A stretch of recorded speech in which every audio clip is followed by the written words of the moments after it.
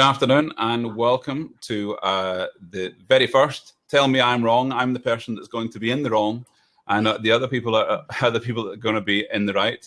If I can just maximize some screens here and get everyone on. We have Hung Lee, we have Lisa Scales, and we also have Craig Fisher. I'm trying to manage the way in which we are all on the screen together. Here we are. To anyone who is wondering about the format for today, we have a topic, we have a format. Essentially, the premise is that I've come up with is based on the prompting of the BBC report last week, where 96 famous celebrities, not normal workers, their salaries, anyone who was earning more than £150,000 in the BBC, the salaries were put out there for everyone to see. We should also note that the HR director of the BBC is a woman and earns £320,000 a year, which is more than most of the people on that list. That doesn't get in the way of a good story, which is to say that all the men are paid more than all the women, and it's not fair.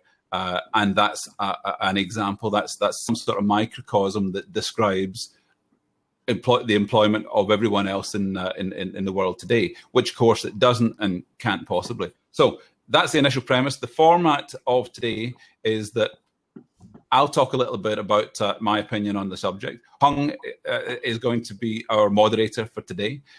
Lisa will come back with a response to what I say, and then we'll go to Craig, where Craig will be able to tell us much more about his opinion on and real life experiences of projects that he's worked on in recent times on this very topic. So, as I say, can I pass initially over to Hung? Can you take it from here?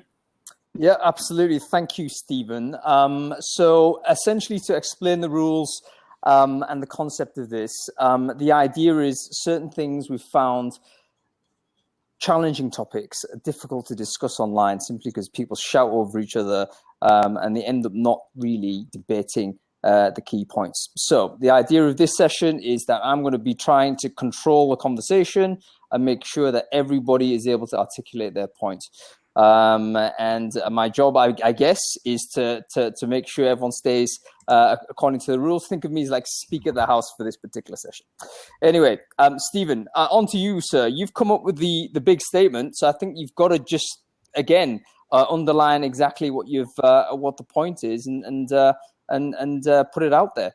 Okay, so the initial premise is that the salary gap, or the pay gap between genders, is bunkum.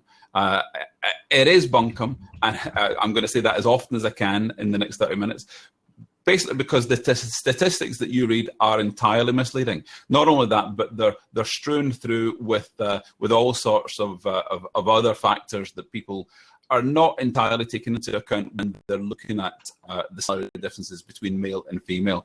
You've got differences in location, differences in industries, differences in vocations, and of course the time through which people have come through their careers. So people in their 50s and 60s now will have started their careers in the 70s, maybe even the 60s, and people who are starting their careers right now will experience an entirely different working environment, even though they're working alongside each other, because they've come from a different place.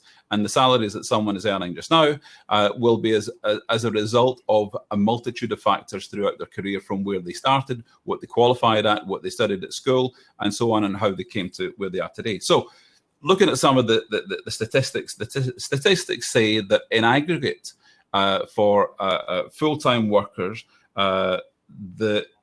the gender pay gap, according to the Office of National Survey, I'll check on that there, but the pay gap is on average at 9.4% between male and female. When you look at different areas, people normally see the figure of 18%, but that figure takes into account full-time and part-time. When you're looking at part-time workers on their own, in truth, there's a pay gap, but it's a negative pay gap, simply because there are many more women who are working in part-time roles. Now, that's not only because there are a lot of women who have left the workforce and come back on a part-time basis, but also that it fits in with their generally, and I'm talking in a lot of generalisms here, but generally much more diverse lives where they've got more responsibilities. Often you'll find, and this is a historical thing, often you'll find that men in a role are able to dedicate themselves much more entirely to the job, to the exclusion of lots of other things, including family and various other responsibilities. So that men are just not juggling the same number of things at the same time. So men tend to be able to work more solidly in a full-time job throughout their career without any real disruption. Now, the workplace has and is under quite a bit of change. When are you going to shut him up, Hung? No, I think he's nearly finished. I'm almost finished. But I'm getting a pillow here. Well, no, hold on. So the other thing is that when people are working in full-time jobs, a full-time person works not only 40 hours a week, but can work up to 50, 60 more hours a week. But when you're working in a part-time job, then you've got 20 hours or 30 hours that you're working, and you work to those hours. So when you break it down to an hourly rate, the gender pay gap then disappears altogether. Now, in 30 years, this is my final point, in 30 years of work in recruitment, I have never seen two people in the same job, side by side, with the same background, different sexes, being paid different amounts for the role. And I've never seen a hiring manager who thought that they would hire someone more cheaply because they were female. It has happened in the past, but these days, that's just not possible. It just does not happen in the same way. So, Stephen, you're wrong. So before we let Lisa and Craig got it, but I think thank you for that, Stephen. Firstly, not an easy thing to say. I think there's a lot of points in there. I'll summarize very quickly. Essentially, you believe that the headline is misleading. Because it's not granular enough, essentially. There's a lot more variables that we need to consider that aren't considered. And this is basically a sensationalist a term in order to drive more clicks or newspaper buys or whatever. The pay gap headline is a symptom of a more systemic and structural misogyny, which is absolutely true. And equality of opportunity is where the gap is. Right, that's an interesting sort of addendum to the end of it. But let me move to Lisa to this point. How is Stephen wrong, Lisa? Okay, so I think actually Michael made quite a good point in terms of what is bunkum. I think what Stephen is actually trying to say is that the gender pay gap is actually complex, and to make sweeping media-led statements, I don't actually disagree with you on that. So, let's start off by saying we're probably in more agreement than we aren't, in the sense of I understand that there is a more complex issue. From my point of view, I think that if we sort of take top line, and Craig, just to fill you in, which I'm sure you're aware of, the BBC published 96 salaries, and the pay gap was obviously hugely different. But there's been quite a lot of conversation online about it with regards to the fact is that we've realised that this probably sits outside the usual HR realm and is actually down to an agent, just like a football agent or whatever, that would be negotiating their salaries. So there's a different playing field, but it's actually come to our attention because of that. And to me, this is a case of I think it's great it's being talked about. I think it's great that we're talking about the gender pay gap. What I would say, and just to make it very clear, there's a very different subject to equal pay. So gender pay gap and equal pay, gender pay gap is about a reporting mechanism, which is going to become legislation for companies with employees over 250 people. Equal pay is obviously a very different matter because it is already legislation in terms of it is illegal to discriminate somebody on gender, race, to be not paid the same for doing the same work. So let's just make that clear. We're not talking about equal pay here. We're talking about the gender pay gap. The gender. Sorry, can I ask you to, because I think that's a very important distinction to make, and I'd really like to have a very clear technical differentiation between those two terms. So equal pay, not the same as gender pay gap. Can you just quickly summarize what the difference is for the viewers and, to be honest, myself, because I think this is educational for me. Yeah, so I think equal pay is actually, it's a subset of the general gender pay gap conversation. And Craig, if you can sort of add in from a US standpoint, but from a UK legislation point of view, equal pay is that men and women, if they aren't being paid the same for doing the same job with the same skills, then they can, if they're paid less, and that is a man or a woman, then that is discriminatory, and that is cause for taking up a complaint. So the gender pay gap is exactly as Stephen has alluded to, that it is more complex in terms of it's more of a reporting mechanism, and it is a statistical exercise to show the difference in pay from a gender perspective. And so we're agreeing with Stephen, it sounds like? No, I'd never agree with Stephen. That's very dangerous. No, but what I'm trying to explain is that this is about there's a whole load of nuances that come into the gender pay conversation with regards to how people recruit, and you know, and this whole self-image. You recruit people that you know are like you. It's down to the part-time working and whether that should be included in the pay gap reporting. And you know, there's a great stat on part-time working. Women are 3 times more likely to work part-time than a man. Yeah. So all of a sudden, and we are in an education system where our children are, you know, put on a sort of path of this is a woman's role, this is a man's role. There's more scientists and engineers as men. There's Can I put a statistic there? On average, when people are working between 10 and 30 hours per week, women are earning more. So there's a negative pay gap there. Where did you get that statistic, Stephen? The Office of National Statistics. Okay. We want to avoid citations, by the way. We can't run around and prove it. But that's a very interesting point. But carry on, Lisa. Yeah, and actually it's interesting because there is a generational gender pay inequality from a man's point of view, where, you know, 20 to 30-year-olds are earning more. But as soon as that person dips out of their working career because they go off to have children, and then, unless you 3 can tell me you can give birth, then you know, that's not going to change anytime soon. And so my mother always told me I could do anything, Lisa. Nothing is impossible. You just haven't tried, Craig, right? But you know, that's and this is where the nuances come in. You know, there are some fundamental issues around biology that essentially women, and it's choice. I've got childbearing lips.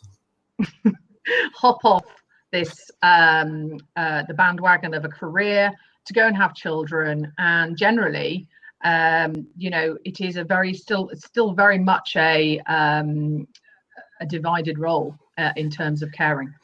So we agree, Lisa. Thank you for that, Lisa. We basically have sympathy with Stephen's initial sentence. Pay gap is bunkum, although that's kind of an exaggeration, Stephen. I think. Yeah. In order to you're doing the same thing actually as the thing you're criticizing, which is trying to sensationalize an important topic. But you've tried to recover it by saying actually there's nuances involved, and I think Lisa's come up with quite a supporting argument to say yes, there are nuances involved, but you can't rubbish the statement that there is such a thing as a gender pay gap, because I think that's statistically true. If you take from a very top level, total amount of women on the world that are working in a salaried fashion compared to the total amount of men, there's a big gap. That's a fact. Yeah. Okay, so anything more you want to add to that, Lisa? It looks like you want to say something more. Yeah, I'm intrigued by Martin Tyler's. Stephen is telling the truth. Lisa is changing goalposts. Well, I tell you what, Martin, I'll go back to your previous comment. Women are more happy when they're at home looking after children. You clearly haven't met my children. Thank you for your contribution, Martin. Keep chatting away. Okay, I'm going to move to... I'm intrigued to know why I can't support the original argument. At the end of the day, I'm actually saying Yes, I do. Love my children. What I'm actually saying is that I'm actually agreeing with what Stephen is saying. There are nuances to gender pay gap that are more complex than just having a sweeping statement that women are paid less than men. It's not, it's, you know, there's generational stuff going on in terms of women over 50 get paid less than men. That is fact, okay? Women under 30 are currently being paid more than men, but as soon as they jump off the career ladder, when they go back into the profession that they were in, they are earning less. And part-time working at no matter what skill level is deemed as being lesser value than a full-time permanent role. Yeah, that's absolutely. So it's interesting because it looks like something can be true, but it can also be misleading. So that's very interesting. Okay, thank you very much, Lisa. Craig, I'm going to come to you. Thank you for being patient and waiting for your turn to speak. I understand you've got some research and some kind of practical experience of dealing with some of these issues. Can you tell us a bit about that? Yeah, I do. So I still say Stephen's wrong. Sorry, Stephen. But I think that's the point of this show. You're wrong. Just throw it out there. I'll tell you wrong, Craig. In the U.S., at least, we don't actually say that there's a difference between the gender pay gap and pay equality, because what we're saying here is that women on average earn 79% of what men earn for the same work. So that's really that's what we're going with, right? That's the crux of my argument, that just using that figure is an entire red herring when you have to look at the granular stuff. But it's when not. You say the same work, Craig, can you be very precise? What do you mean by that? Yeah, so from the Department of Labor Statistics, right? And this is from gathering information from employers all over the United States and elsewhere, but mainly in the United States right now. The Department of Labor Statistics is gathering and has been gathering for the last many years information on what people are paid at various levels for various types of jobs by gender and by other criteria. And if a company of a certain size, for instance, refuses to give that information, the Department of Labor is starting to actually pursue action with those companies. So there have been some very large cases recently against Oracle and Google that have been made very public, saying that, okay, you're not sharing that information, we're going to sue you. And so these cases are national news. They're a big deal. And so companies like the company that I was working for the last 2 years as head of employer branding and head of talent marketing and communications globally, CA Technologies, volunteered to go ahead and take the next step and jump into things like, we're not actually going to ask anymore the question of what have you been earning as a recruiting question on the front end in interviews. And other companies joined that same bandwagon, Adobe and several other forward-thinking companies like that. Lots of startups and lots of really high-quality software firms did that. And lots of states and local municipalities have started making that a law, that you can't ask that question. Boston, New York, New Jersey, Philadelphia, places like this. And that all started being approved a year ago and has gone into law as of June and July of this year. So this is a reality here. It's not based on, it's nuance. The statistics are real. So we had to go through the statistics are true, but I think the argument is there's layers, there's kind of layers of complexity that unless you don't uncover them, then you can kind of make the comments that may still be misleading. Yeah, what I'm saying is this is not a suffragette moment where things are so outrageous. The direction of travel is in the right direction, and if you look at the ages of people that are coming through the workforce, there are more women in university. Women in their teens and 20s are doing better than men in employment. Certainly up until the age of 39, they're doing about the same. And that might coincide with taking, breaks from their careers to go and have families and so on. But with the change in working patterns these days, people are not working in the same role their entire career. So the time that you might take out to go and have a family and look after a family would perhaps equate to the time you would spend on a job in that say 2 or 3 year period or longer if it's suited. So the people that are coming through the workforce and the older people who are either dying off or leaving the workforce are resolving the problem. I'm not saying it shouldn't be addressed. What I am saying is that now is the time to look at practical ways of resolving it. If I can jump in and make us a couple of suggestions, but also ask Craig how would he solve the problem? How would he address the problem? It's not as simple as raising salaries for women and lowering or freezing salaries for men. As I was saying before, for me, it's all about inequality of opportunity, and there has to be some sort of truth and reconciliation where you can say the sins of the past we will set to one side and we'll do things right from now on for all new recruits. Right, Craig, go. So what we're saying here, Stephen, is yes, people who aren't qualified for that same work shouldn't be paid the same amount of money, whether you're a woman or a man, right? Yeah. So it doesn't matter. The gender factor is not a factor in that situation. So your nuance doesn't apply there. If you're a man and you're not qualified for the same job as a man making that salary, you don't belong in that job. Yeah. But if you're a woman qualified for this job, your past salary history shouldn't matter.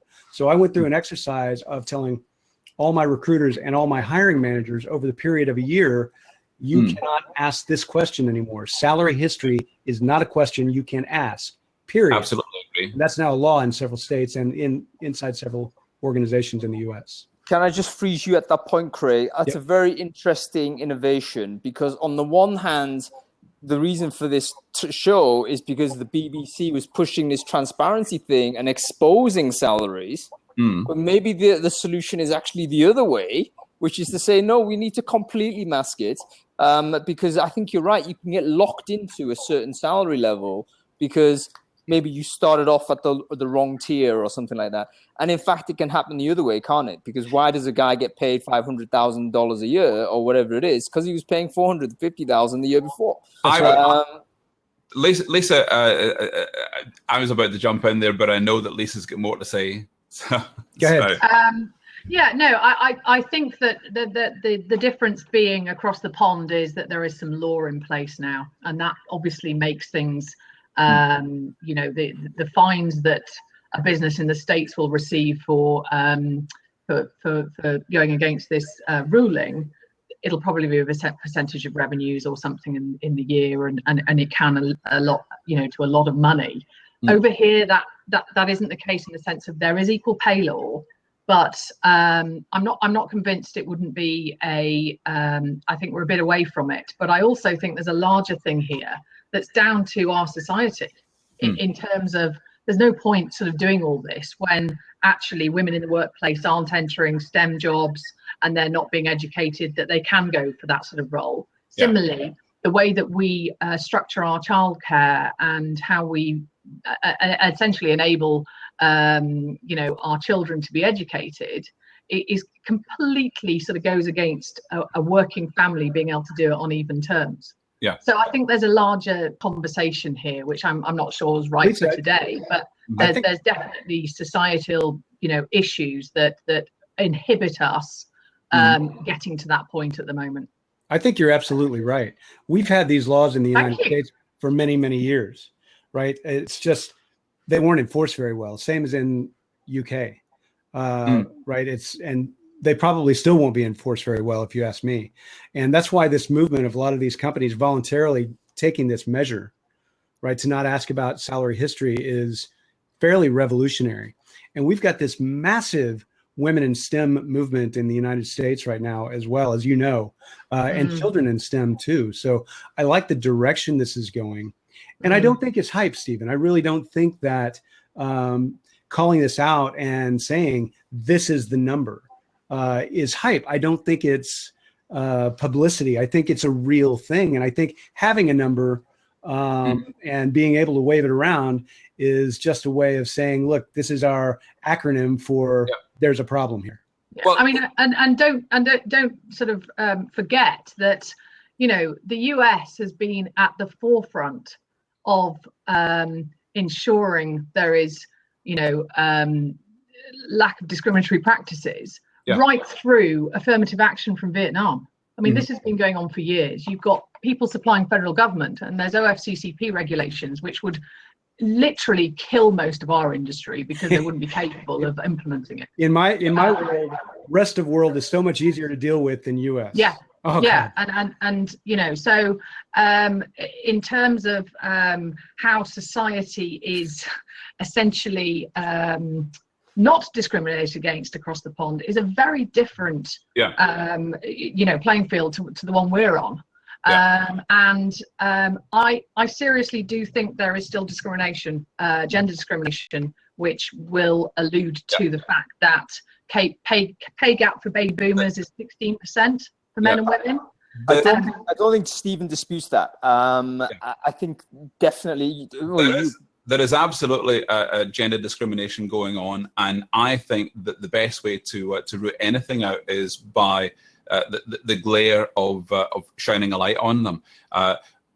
Craig was talking about don't ask for people's salaries when they come for a job, and that is absolutely one way of coming at the problem, because what you do then is you're not then propagating the low salary that someone was on in a previous job to bring that forward to the new job. And employers should absolutely pay for the value of the job and not for the value of what they can get the person for. And employers are almost always looking for a bargain when they hire people. The reality is on that though, is that person has to be sitting in front of you at interview. Yes. So this goes back. Take this back a few steps. They've got the person, you know, the man that's supporting his family isn't going for that part-time catering assistant role, paying £8 an hour. Absolutely. So, you know, this is what I'm saying is it's all very well having those things in place, but I think there's a bigger picture here. When you've got men and women going for the same roles, and it might be for a lawyer or for a doctor or for a recruitment consultant, then I would far prefer that there was openness and transparency about salaries in the workplace, so that when someone was being hired, you're able to say to them, well, this is what we pay everyone else. This is what people are paid in the job. Now that would kind of confound what Craig's talking about in terms of someone, you know, telling what their current salary is. But I think that when you're able to show aloud the salary of everyone in a workplace and to back up why someone is paid that salary. Can I just, on that note, Stephen, I know maybe stepping out moderator role here, but there is a company that does that. Buffer, the social media business, they have a formula which determines how much you get paid, and it doesn't matter whether you're man, woman, dog, child. It doesn't matter if you get that job. That is how much you get paid, and that's explicit. That's published. It's literally an algorithm. So maybe the problem is taking it away from the manager's authority, because often the manager, he's got a budget, he or she's got a budget, beg your pardon, to do the right by, or what he feels or what she feels is right. It could be that they want to force the salary down because you know you want to get more budget, hire another person, whatever. But that creates the pressure. Public sector jobs in the UK are all on grades, and people know what each other's grade is, and you'll be paid within the band on that grade. And I would imagine public sector jobs in the States are pretty much the same, where it's not hard to know the going rate for a salary, and it would be difficult. So, and also in public sector, you find that the gender pay gap is much less because there's much more transparency on what people are earning. Well, hang on, doesn't this take us all the way back to the BBC? Because aren't they on grades? Right. So why was that disparity there? Right. So there's a very distinct difference, though, and I think on the Facebook comment, Neil Morrison made a very good comment about the fact that, you know, this is talent. Yeah, entertainers. A HR-led function. I collaborated that with a production manager at the BBC, a female production manager. She's paid exactly the same as the men in her team. So there may be a slight increase, decrease, depending on length of service, but there's a banding and they know exactly which banding they're in. So HR from a BBC point of view is absolutely doing what they're supposed to do. The whole celebrity thing. I mean, you know, take footballers. You know, Yeah. why does Rooney get paid, you know, 300 grand a week, and another leading scorer gets 100 grand a week? It's crowd draw, and it's there's a whole. Yeah. That's not really our bag. I don't understand that world because I don't recruit celebrities, and I'm not a talent scout. So I can only talk about, you know, this from a HR perspective. Yes. Okay, so I mean, I'll just add a final point, but isn't there a case to argue that there's still this glaring number, though, isn't there? So why are there the top 19 paid people are male and one is female and she's right down at the 150K mark? I mean, so presumably this may not be necessarily about the person putting the salary out, but I would say that's more of a problem in the entertainment industry, where men are valued and have much longer careers than women. So Jennifer Lawrence had a big hoo-ha about not being paid nearly as much as Tom Cruise or other male actors, and there's a bigger problem in the entertainment industry where a female actor, for the most part, will run out of roles by the time they hit 30, 35, or whatever age they can fail to look like they potentially could be 20, whereas men have a much, and of course there are many more leading roles for men in programs that are shown and films that are made. So that, you know, the misogyny goes all the way back to that, and that's a bigger thing to address. So the difference in incomes and salaries and how much you would pay entertainers in that sense comes from there. Yeah, that's very interesting. Okay, so listen, we need to move it on to the next part of the show. That's a very good contribution from everyone. I think we've all learned something. Certainly I have. There's a segment called 101, isn't there, Stephen? What does that mean, and what do we need to do with that? Oh, Yes. God, So we're doing a lot of these things for the first time. So there's a TV show in the UK called Room 101. And in Room 101, people get to throw something into the furnace of hell, which is never to be seen again. So basically, things that you cannot stand and you want to do away with entirely. So if I went first and looking for something to be recruitment related, I want to throw anonymous job adverts into Room 101. I want every job advert to show who the job is for, what the job is paying, and where the job is located. If we can throw those into Room 101, then you would not believe the transformational difference that would make to the lives of job seekers. So from my point of view, anonymous job adverts, throw them into Room 101. Okay, good. What about you, Lisa? Okay, so it is recruitment related and very, very timely. I would throw Donald Trump into Room 101 for his statement yesterday with regards to transgender people not being allowed to be recruited into the forces. I think it's absolutely despicable. Can I say one thing, Lisa? Just being in the wrong places on the internet, like I tend to be, but he has a lot of support, sadly enough, it seems. Oh yeah, I know. And I just wonder whether there is. I mean, what do you say to those people that subscribe to his argument? He's listened to his generals that have advised him of this, and you know, it's all about military capability. That's the first thing that's required, and if people, you know, it's a small number of people, etc. I saw a tweet today which was absolutely, in my eyes, the best thing, and I see it had 430,000 likes, saying a transgender person has more bravery walking out of their front door every day than Donald Trump and his team around him have. So I don't agree with it, and I'm ashamed to be walking on the same planet as him. Well, Donald Trump, of course, is so brave that he has 5 deferments on signing up to join the U.S. Army when he was younger.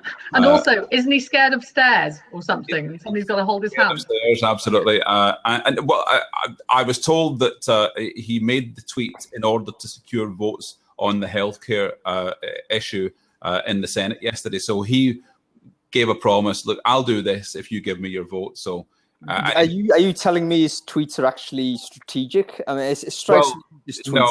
I mean, they would be better crafted if they were. He wakes up at 5 in the morning and he just goes for it. It's like incredible. As far as I can tell, he doesn't even have the authority. But there you go.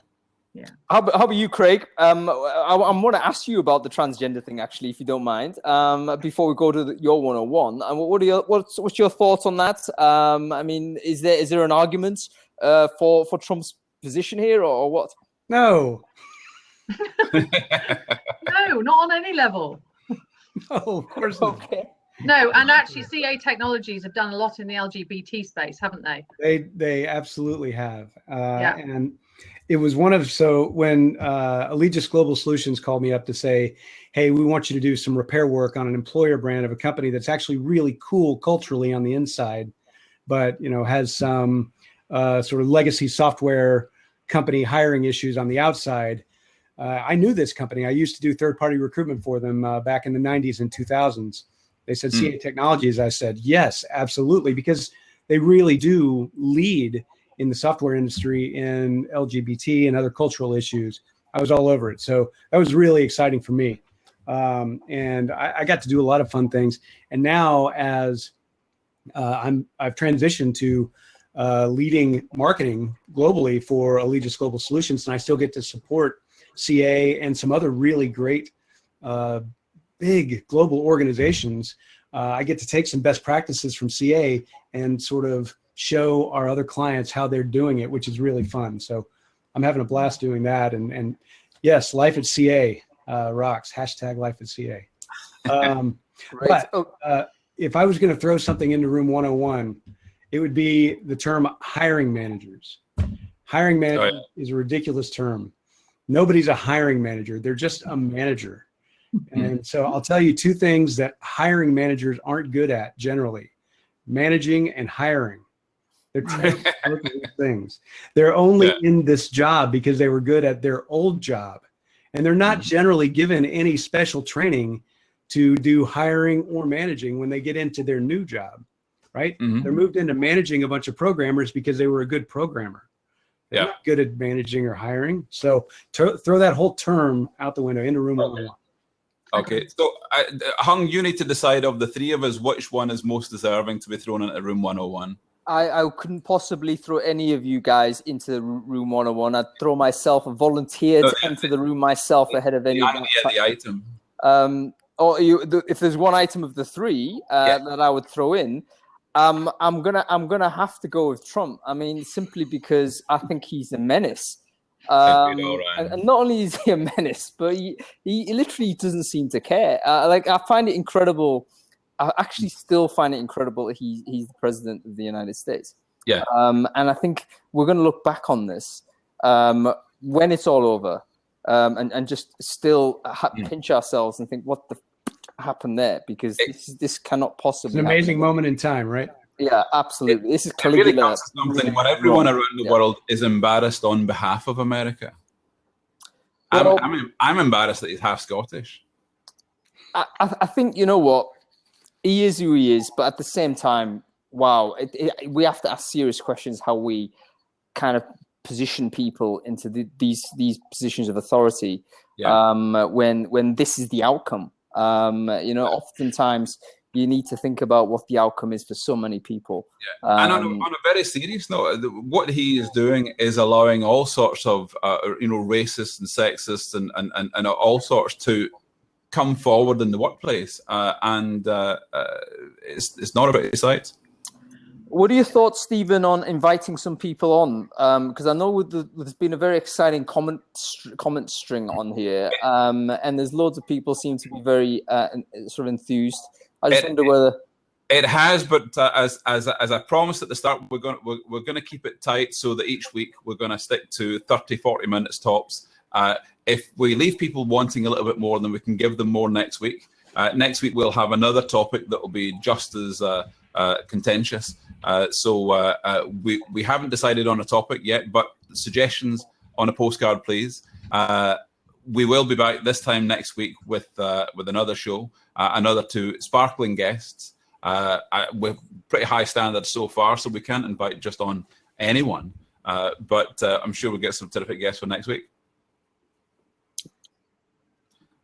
So on that note, can I give a huge thanks to the ever fragrant Lisa Scales and the magnificent Craig Fisher, and as Hung once say it, the inestimable Mr. Hung Lee. Thanks very much for everyone who's making comments on the side. And on that note, we're going to wrap up for today. Thank you very much.